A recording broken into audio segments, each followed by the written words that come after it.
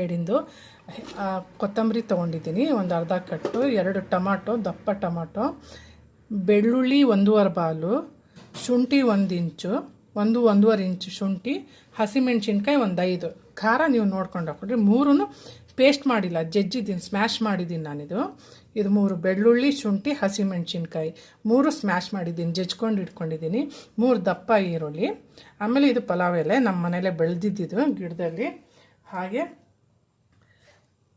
ಅರಿಶಿನ, turmeric, pepper powder, ಆಮೇಲೆ ಇದು ಚಕ್ಕೆ 1-1.5 ಇಂಚಿದೆ, ಲವಂಗ 7 ತೊಗೊಂಡಿದ್ದೀನಿ, 1.5 ಕಪ್ ತೊಗೊಂಡಿದ್ದೀನಿ.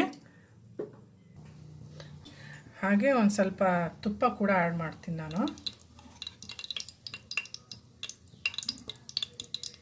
ಏಲಕ್ಕಿ ತೋರಿಸಿರಲಿಲ್ಲ, ಏಲಕ್ಕಿ, ಚಕ್ಕೆ, ಲವಂಗ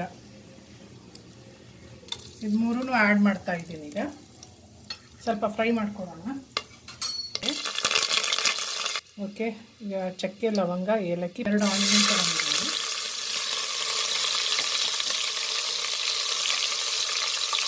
ನಂಗೆ ಅದು ಗೊತ್ತಿಲ್ಲ, ಎಲ್ಲರೂ ಮನೇಲಿರೋ ರೆಸಿಪಿ ಇದರಲ್ಲೇ ಇಂಗ್ರೀಡಿಯೆಂಟ್ಸ್ ಎಲ್ಲ ತೋರಿಸೋದು. ಅಕಾರ್ಡಿಂಗ್ ಟು ಯುವರ್ ಟೇಸ್ಟ್ ನೋಡ್ಕೊಂಡು ಆ್ಯಡ್ ಮಾಡಿ ನೀವು.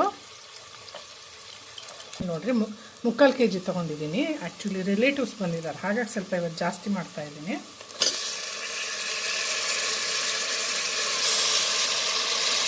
ಮಾಡ್ಕೊಳ್ಳೋಣ.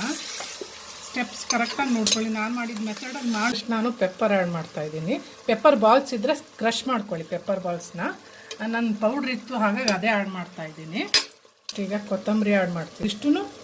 ಅಷ್ಟು ಒಟ್ಟಿಗೆ ಆ್ಯಡ್ ಮಾಡ್ತಾಯಿದ್ದೀನಿ.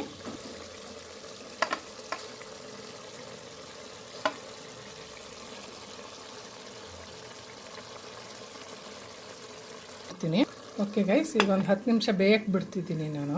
ಲಿಡ್ ಮುಚ್ಚುತ್ತಾ ಇದ್ದೀನಿ. ಈಗ ಅಕ್ಕಿ ಆ್ಯಡ್ ಮಾಡ್ತಾ ಇದ್ದೀನಿ. ನಾನು ನೆನೆಸಿದ್ದು ಕಪ್ ತೊಗೊಂಡಿದ್ದೀನಿ. ನಾನು ಅಕ್ಕಿ ಆ್ಯಡ್ ಮಾಡ್ತಾ ಇದ್ದೀನಿ. ಕೆಲವೊಂದು ಅಕ್ಕಿ ಚೆನ್ನಾಗಿ ಉದ್ರುದ್ರಾಗುತ್ತೆ. ನಾನು ಮಿಕ್ಸ್ ಮಾಡ್ಕೊಳ್ಳಿ. 1, 2,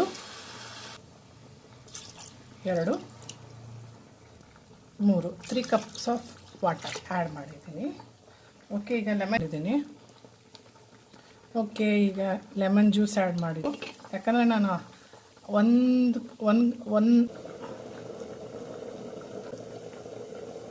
ಗೈಸ್ ನೋಡಿ ಇಷ್ಟ ಆಯಿತು ಅಂತ